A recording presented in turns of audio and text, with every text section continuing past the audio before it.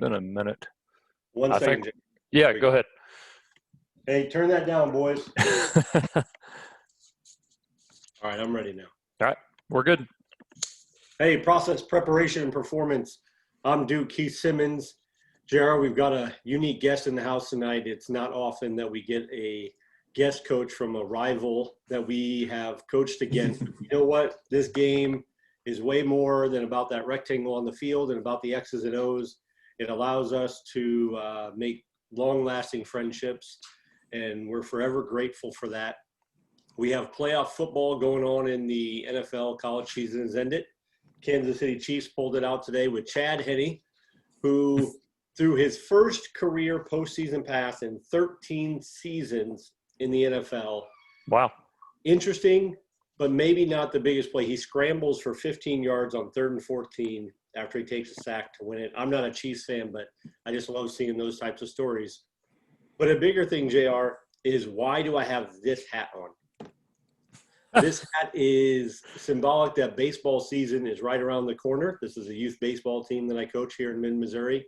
So baseball season is coming, but it's a shameless plug, JR, because we're going to try and bring the baseball folks into the podcast and give them a preseason look at what's happening, all things baseball in mid-Missouri and maybe throughout Missouri. So for tonight, I had to wear the baseball hat, right?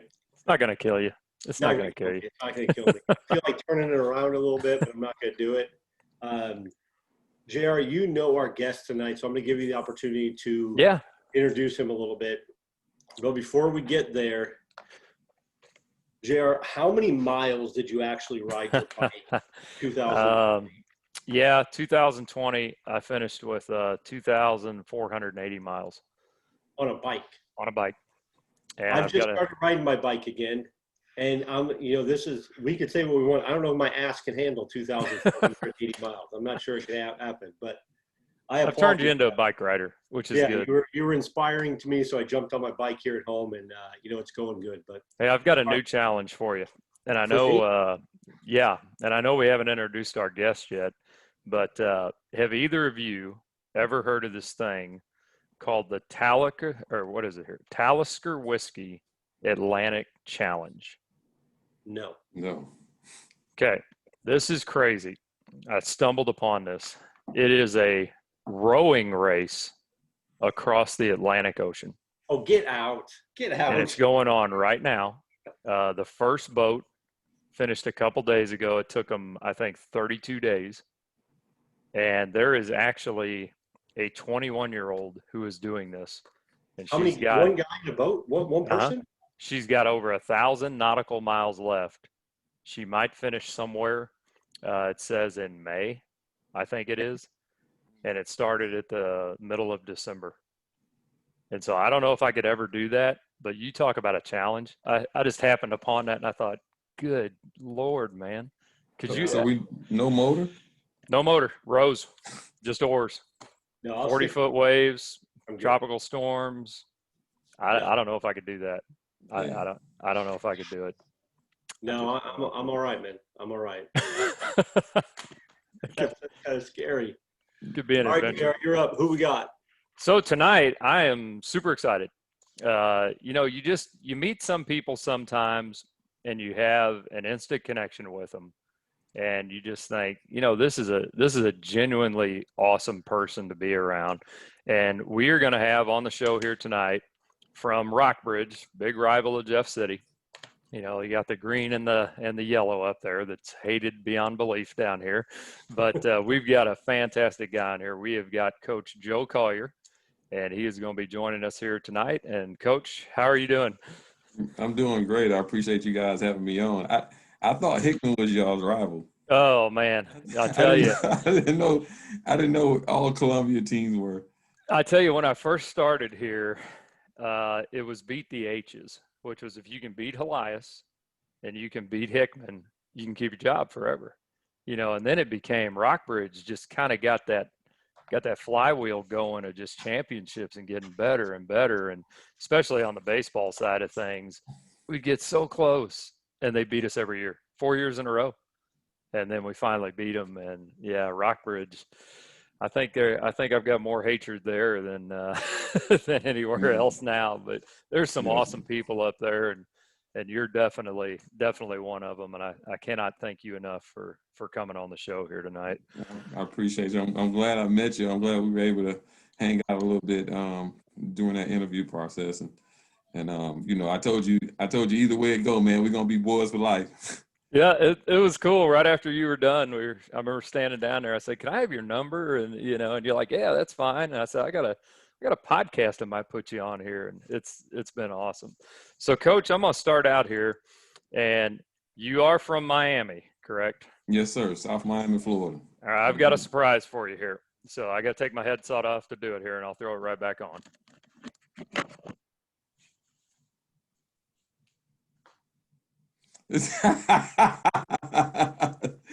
Man, I need one of them. I went back in the archives. They did invented the swagger, man. And I got it out of Hey. the closet tonight. And I said, That's what? what's up. We're going with the shirt. So for those That's listeners who aren't on YouTube, my shirt says the "You Invented Swagger." So I had to pull that one out of the archives for tonight. I like that one. That's awesome. So tell me, what was it like growing up in Miami? Who was at the U then? Who was playing then? What was good down there? So Michael Irvin, like Ray Lewis, Velma, just The Rock was, it's just had a Ed Reed, it's just guys on and on and on, that we enjoy watching the youth, especially in the 80s. Growing up in the 80s was nice. And then, feeling upset when we would ever lose to the Cornhuskers in Ohio. I feel like I still took a little bit. I was happy about Ohio State losing because I feel like we got robbed in Miami back. I still from the 90s with Ohio State, but just warm weather. So living here, I still haven't got used to the winters being past February. So it's like it's gonna snow in April. I mean, when it snowed in April, it was depressing. But I've been here for years, and the weather just gets me every time. I just remember in Florida just always being nice weather. So if I can bring anything to Missouri, it'd be the weather. I absolutely agree, Coach. I spent 7 years in Chicago, and I'm still cold because of it. And I have no desire to get that level of cold again. And it's a little bit better here in Missouri, but not like some of my friends that live down by Florida and Louisiana and stuff like that. I get jealous sometimes. I'm going to try and keep it a little light here, Coach, because I read an article. And I want to talk about this because, your hair is looking good here on the podcast. And I read an article that you're cutting hair for the players, Coach Van. Is there like a barber chair in the locker room? What's going on, man? And how can I get this all fixed up? Because this ain't looking right. I got you. I carry my clippers everywhere I go. Oh yeah, it was a thing. And Coach Conyers did it even before I did it. We just had a thing where the kids wanted to look good from head to toe. So I started coaching for Coach Afadale, and that's, you talking about swagger. He made sure that kids didn't go out looking. You had to look a certain type of way. You play good, you look good, you play good, and that was to the head too. So kids would ask for haircuts. Then it started from coaches asking for. I've cut a media guy hair before game before. I won't mention who, but yeah, he was interviewing Coach O, and I was like, hey man, you need a haircut, bro. You can't. So and so we just want to look good before games, and it's just a good camaraderie builder, and just family. We're doing everything we can for each other and kids. It's amazing to me. We've had a lot of people on here, and everybody's got just one kind of interesting story that throws you for a loop. And cutting media guys, I don't know. My wife cuts mine, and I'm trying to argue with her on it. I want to shave it off again. She's like, nope, you're not doing that. Not doing She that. gets you right. She controls that. Yeah. Exactly. I ain't got much choice in that. And Coach, when you were down here and I got to meet you, we talked quite a bit, I remember, about your work with a really special program up there. And I think this is something that anybody that listens to this podcast is probably going to be probably two things. I'd say one, amazed with, and number two, just absolutely floored at how much work goes into that program to try to help kids. Can you talk about the core program that you're involved with?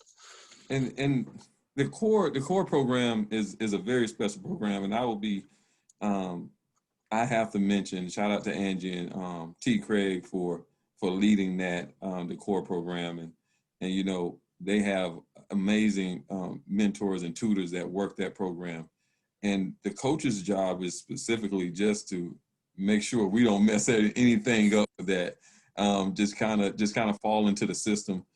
And what the core program does is they make sure that we're closing the gap.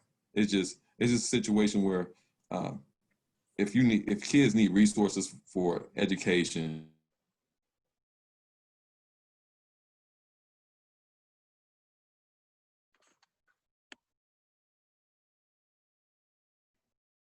Whoa.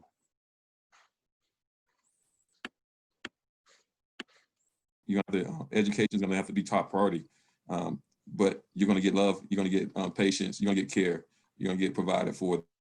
Um, and at the school, the core program, it bleeds into the school, and we're on top of kids. So there's no slacking off there. There's a certain way you gotta be in the hallways. So your expectations are high. So you get to go there, you get to play the games, you get to have camaraderie with your fellow peers, but work needs to be taking place there. And so how I play a part in that is really sometimes being an enforcer. So if if a student or a football player is not taking that seriously, going and having a conversation with them, making sure that we're not busting those opportunities and keeping other kids from being learning and being a distraction in there, and providing meals sometimes. So I think the next time we get in there, they just bought a big grill for the core program, and I think I'm gonna be the designated barbecue guy. So I get to get some chicken and cook for them one night. And shout out for the Columbia community. There's families that provide meals for those guys each evening, and and those kids stay there till 10 o'clock at night, Yeah. 10 o'clock at night, and they get provided rides home. Yeah. How many kids overall does that service, do you think, right now? It's a big spot. I've seen up to 26 to 30 kids in there at one time. Wow. That's Wow. awesome. That's awesome. That's really cool. Coach, going further with that, you talk about the core program and how it's helping so many young men and women just at Rockbridge High School and whatnot. I can't help but to think that some of the people involved in that program are providing such amazing mentorship to these young men and women. Right. Let's follow that with you. You're in Miami. Who are your mentors? How did you get here? What happened? Who guided you, pushed you, challenged you, and most of all, made you step back and take a little breath and say, you know what, I got to do this because of this? So I was very fortunate to have my mom's uncles in Florida. So my mom had me at a very early age. So she was learning how to be a parent too, and things happen in life where it was a struggle for us, and my uncles were constant, in showing and kind of providing a way of structure there, until my mom was able to become old enough to kind of understand how to be a parent. So early on in my educational career, it was kind of rough. It was, I was getting suspended probably every week in the third grade, just doing boys I guess what I wouldn't say what boys do, but just getting in trouble. Just I wouldn't say a product of my environment, but that's pretty much what it was. You just living aggressively, just handling things like not with words, but it was going to be a fight. You say too many things, it was and just being, and that's not. You have to have classroom expectations, and fighting in them was not was not the way to go. So fell behind in school just because being out of school a lot. So had to work through those things. But my uncles redirected me real fast. So they intervened and cleaned some things up and coach, I had a defensive coach, Coach Bobby. Really, he didn't really. So the coaches in Florida, I don't know where they get these guys from, but they weren't really educators. They worked at the school in the hallways, but not necessarily educators. It was they were pretty much people in the street that Right. if if they said do something and you didn't do it at school, you gonna have to feel that at home. So they was really there to guide and help guide, and I think I'm thankful for them. I thank God for them, for being there and knocking me across the head. They ain't too much say, you get in trouble at school, they're gonna thump you across the head. But Coach Bobby and those guys, Coach Wilborn, was coaches that that really helped me along, and I appreciate them kind of guiding me with my uncles. So Yeah, that's great stuff. and that's how I coach today. I remember those guys. So now I got a little lighthearted because some things you just can't do in public schools today. But with the same aggressiveness as they had. We've asked a couple guests on here before, and we haven't had anybody that's been from Miami. Who is the best player you ever saw? Oh man, so I've played against the Davis brothers. They went to Iowa, so I played. They was at South Ridge. Okay. And by the time I was in high school, I played for Homestead. So I played against Darren and Troy. I played against Markeith Cooper. He went to Auburn. We've played against Cedric Irvin. I think he went to Michigan. Okay. He was running back for Michigan. So it was a lot. I played with Charles Lee, Herbert Goodman. Charles played receiver for, I think, the Buccaneers. Wow. And Herbert played running back for the Packers. So just played against and played with some very good players. It's always amazing to me just the talent level that comes out of Florida, comes out of Texas, and you could throw some other states in there here and there, but it just seems like that Florida area just got athletes. It's incredible. Just absolutely incredible. So you mentioned, a couple guys that mentored and guided you, and you said it's kind of, influenced how you are as a coach today. When you are starting out with something brand new, like a concept for the kids, what's the first thing you do? What kind of do you fall back on and go, okay, I got to make sure I do this first? Got it. So I always live under the principle of alignment assignment technique.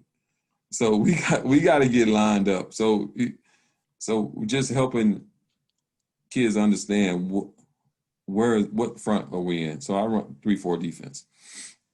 So what positions we're playing. So this is your position. This is where you get lined up, and just go over the formations of that.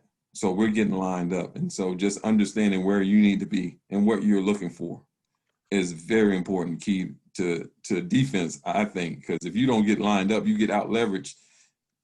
You can do anything you want to do, and it's not going to work because you're out leveraged right now.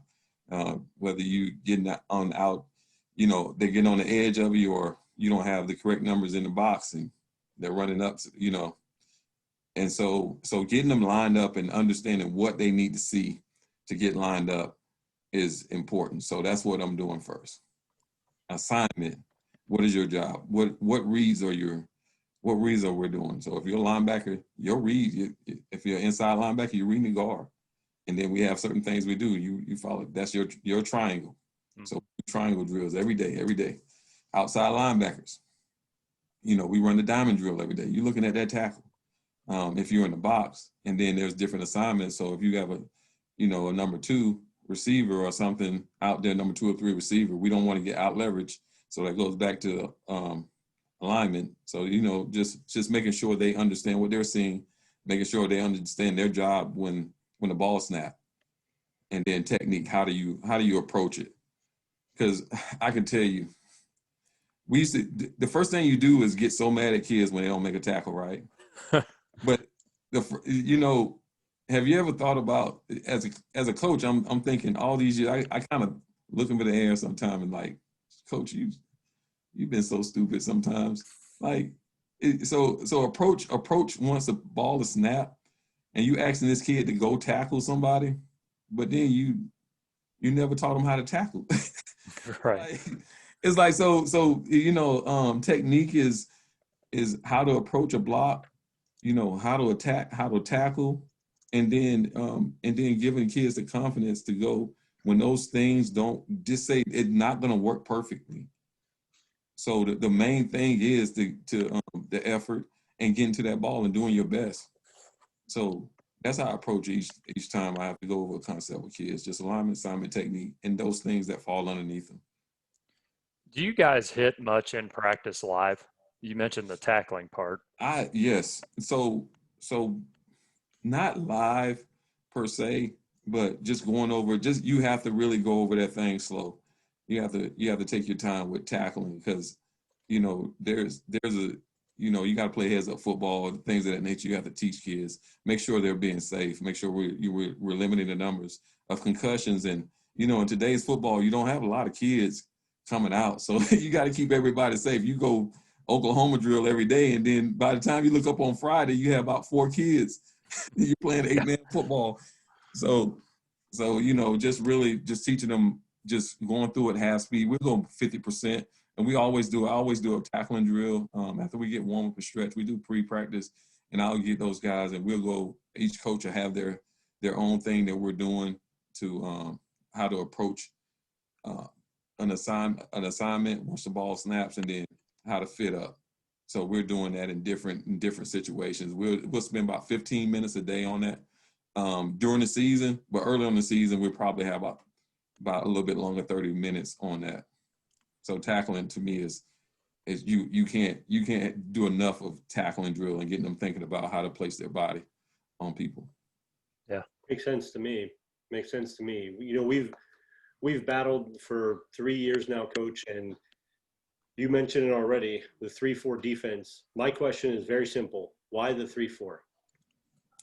The 3-4, you're balanced.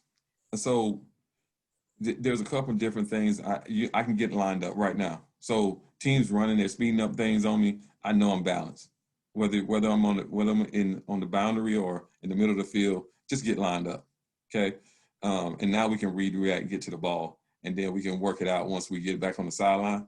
We can make some adjustments. So I like the 3-4 defense just basically because I can get lined up. Now it translates. So once my football players understand where they need to be, lineman assignment, technique, now we can gap exchange. Is now they're understanding football in general, where their gaps are.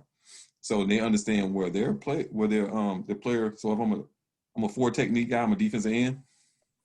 My outside linebacker, he understands that I have B. I understand he has C gap. Okay. Now we can play games with that tackle. So now I'm going outside and I'm contained, and we understand each other's job. And so I haven't quite figured out, and I've ran 4 down, but I like the fact that we have that option to exchange gaps, and kids understand that they can play games, and then it creates ownership of the defense for them. So now you're playing free. So now if I get lined up hey, you can say a little thing to your boy next to you, and now and now you look like this great coach, and you're not doing anything but saying 1 or 2 on the sideline, and they're doing all the work. They're thinking on the football field. So I like 3-4 because of the variety it adds before the balls even snap. Kids can talk to each other, and it can look the same. And so before the ball snap, it looks the same, but you got two high safeties, you got a corner, but everybody's doing their own thing when the ball snaps and getting to the ball. Do you think it's easier with the 3-4 for the kids to understand run fits versus, say, if you're running a 4 down? I'll be partial to that. I can't say for sure. I like it better. I've liked it. I've played in both systems, and I think so. I really feel like that. There are certain advantages to a 4 down. I feel like I think I'm gonna move to a little bit of 4 downs when teams start throwing tight ends at us. Mm-hmm. It's just in today's, you have to have a special Mike linebacker to understand when he get that block down from that guard, he needs to get to see if he hasn't attached. So, or if we're gap exchanging, he, you know what I'm saying, in a certain call, he's saying, hey, you're going C gap this time to my DN. He needs to understand which gaps, but it's real difficult for that Mike if you don't have a special one to get to that C gap. So I might start moving some guys around and making sure we're covering, because that's the first thing teams want to do when you get in 3-4 is hit that C gap. Tight end. Yeah. So you coach with a kid I coached, Cody Walker. Yeah. I coached Cody when he was in 8th grade here at Lewis and Clark a long time ago. And I hope Cody listens to this, because I always told Cody, I think you'll be a better linebacker than a running back. And so, Cody. Cody's went to University of Arkansas, and I mean, what do you think? Would he have been a better linebacker? I don't know, but he was a hard runner. Yeah. Cody ran that rock against us. I remember Cody. I remember game planning against Cody. So I didn't see him playing linebacker, but I know he probably could have played anywhere he wanted to play. And plus Cody, hey, shout out to Cody. Cody's my Skittle partner when we coached. We took turns during scouting or during football games. Each one of us had to have a bag of Skittles on hand. So I miss my Skittle buddy, man. Cody's a great young man. Great young man. That's awesome. Coach, I cut my teeth on the defensive side of the ball, being defensive coordinator at a smaller mid-Missouri school. And JR was on the defensive side of the ball with me. And you being a D guy, I'm going to ask you a question that we ask a lot of people. When we were scouting and trying to break down all the different things that people would do over and over again every week, and it always, it's your job to scheme as a coach. If you're an offensive guy, that's your job. And I don't care if you have 1 base set or 2 base sets. You're still going to scheme a little bit. You're not just going to show up and go, well, it's whatever. We'll give them everything they've seen on tape. You're always going to have something that they haven't seen a lot of or at all. Well, JR and I looked at it from a different perspective and said, what kind of football team is this when it comes to running the football? Do they like to run inside the tackles? Do they like to run outside the tackle? Or do they like to do option, which is both inside and outside? Mm-hmm. So we broke it down and said there's really only 3 ways to run the football: inside the tackles, outside the tackles, or option, where you may go in and out. And that includes zone read with the inside dive with the running back, quarterback coming out, whether it's him or another back coming around. That's flex bone, that's split back veer, that's you name it, inside, outside, or option. And we've asked a lot of guests that. And so far, JR and I are winning, and we're trying to reshape the scouting world, because when we started looking at it like that, it was much easier to tell our kids, hey, listen, I understand that they're a flex bone team, but homeboy is not pitching the ball to his left. They are not trying, he ain't trying to keep it either. They're just they're a handoff team. Mm-hmm. So I'm going to ask you right now and put you on the spot. Do you think there are any other ways to run the football besides inside, outside, or option? Inside, outside. And we're counting RPO as option. Yep. Man, I no, it's just, I mean, inside, outside option. I'm looking for those tendencies too. What are you running? That's what I mean.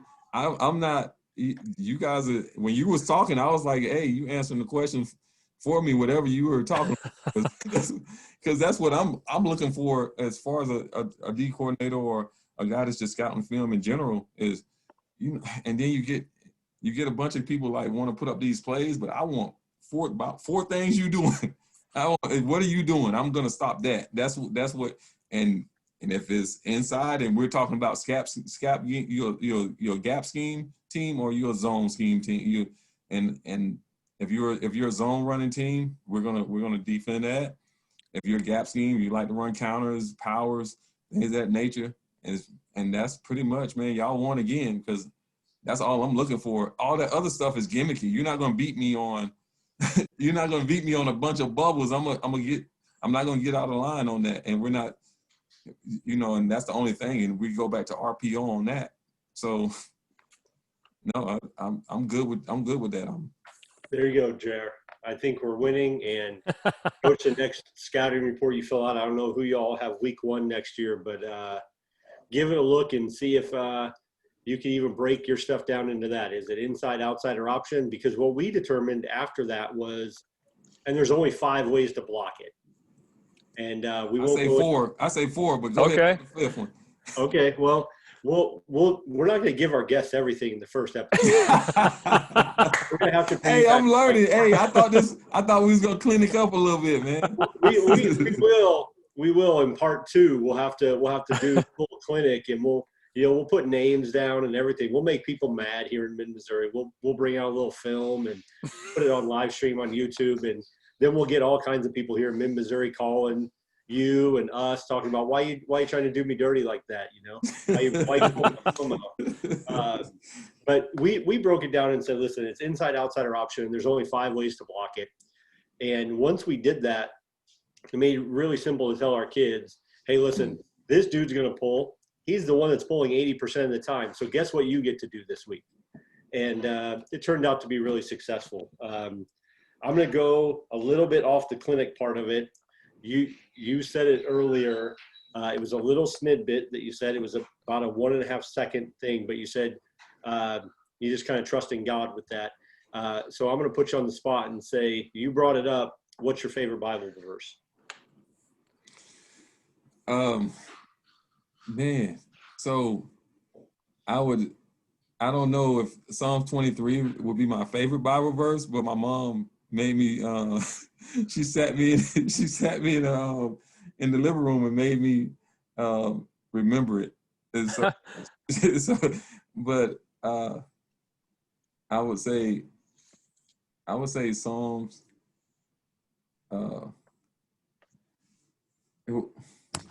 I'm thinking about that. That's a question you asked me on the spot. I just, I really I'm thinking about the verses now, but just the life lessons I've learned in the Bible. There's nothing wrong with Psalm 23. Man. The Lord is my shepherd. There's nothing I shall not want. Yeah. That make me to lie down in green pastures, restore my soul. Yeah. Oh, yeah. Your mom did it right. You definitely did. I know JR has another question for you, and I'm gonna prep it with it's start thinking about tag, because I'm coming to it, Coach. I'm gonna put you on the spot again. I know JR has another question for you about something that's happened in your football career. So, Coach, I think sometimes some of the funniest things that I've ever witnessed in my life are on either scouting trips or trips to the game or stuff that's happened in the press box. We had a press box we thought was on fire one time several years ago, and we darn near had to abandon the thing. And I'm just kind of curious, have you got any funny stories that you can share when you guys are scouting or over the headset or press box or anything? Well, I got a funny story than that happened not in the press box, but just on a football trip. Okay. But the funniest thing ever happened was one of our coaches he really wanted he really wanted headsets, and we didn't have enough headsets, so he never would get a headset. But he didn't really need a headset because he was an extra, he wasn't just he was an extra defensive coach, a defensive line coach. So our defensive line coach had headsets. So we look up and he got a headset and just a string hanging out. he just, so he wanted a headset. It's always the D-line coaches, right? They're always like, wanted a headset so bad. So he just let that thing dangle and he had his headset, man. So, but one time we were actually in Vegas. We played Bishop Gorman. Yes.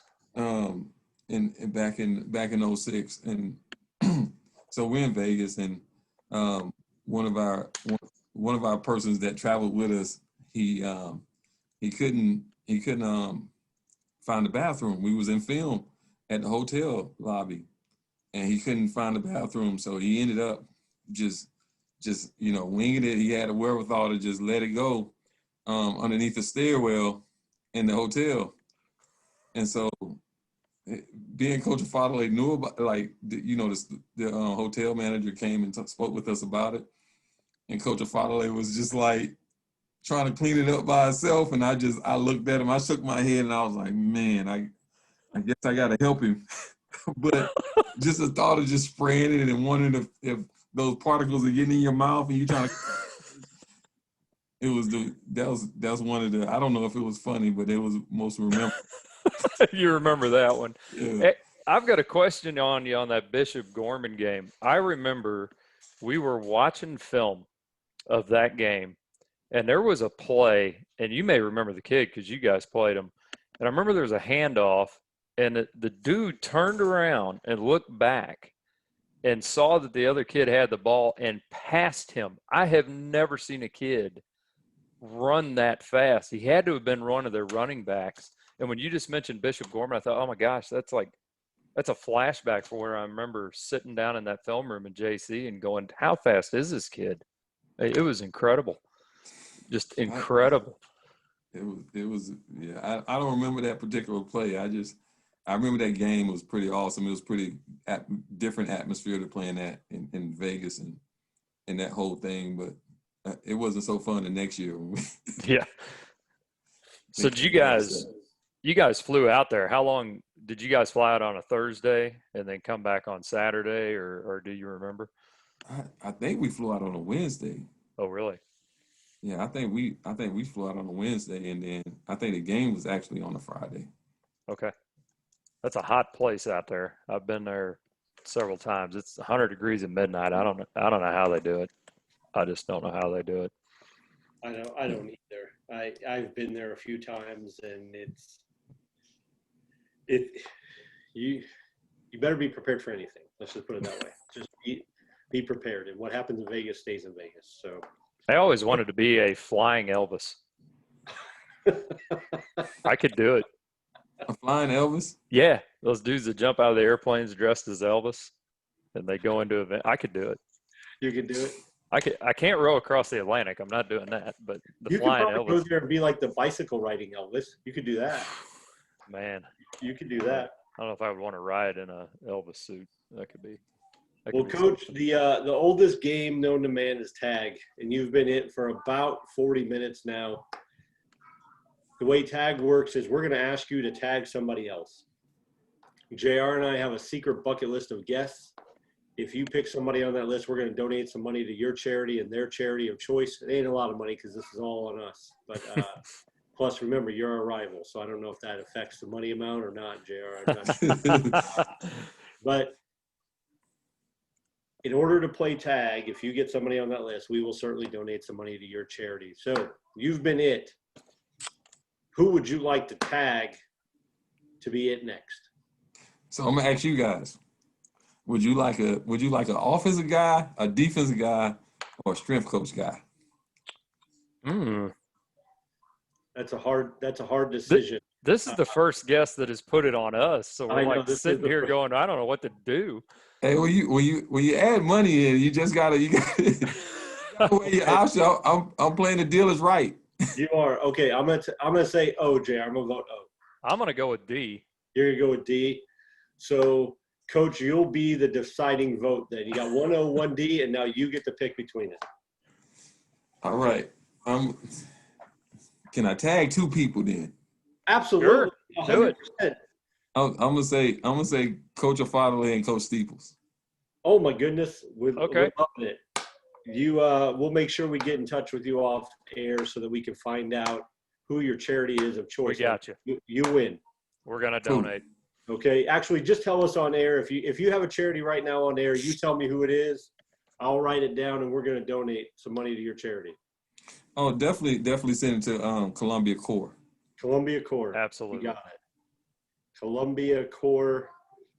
We'll have a check in your name, Coach Collier, to that charity, and we'll get some information from you off air to make sure that we get that in the right hands so that it's all taken care of. Coach Duke, one last thing Yeah, go ahead. before we let him go here officially. I've got to give a shout out to my friend Jeff Bazat up at Rockbridge, because I know there'll be some Rockbridge people listening. So got to give a shout out to him for sure. Let's do that, Coach. You want to shout out anybody? Yeah. So, my wife Shay Collier, my daughters, Maddie, Kendall, Kendra, Yanni, the whole Rockbridge PE staff, Bazak, Candy, Sweet Trish, Van, Rockbridge in general, my fraternity, Omega Psi Phi fraternity, and most definitely, and I know we're rivals, but I was saying earlier, I was one of the finalists for the Jeff City head coach job, and I appreciate the opportunity. And those days was nothing but nice to me over there. Even though I was a rival, they treated me with nothing but hospitality. So I appreciate you guys over there. Absolutely. It's been an absolute pleasure of ours. JR, I'm good. Are you good? I'm good. I'm good. Well, you invented swagger, but JR and I invented process, preparation, and performance. That's good. That's really good. And it is rolling right now. Inside, outside, and option, and there are only 5 ways to block it. And we're going to talk to Coach Collier when we get off here and make sure that we're all on pace to get Columbia Cor some cash. Shout out to the whole Rockbridge community. Peace, guys. We're out. Peace.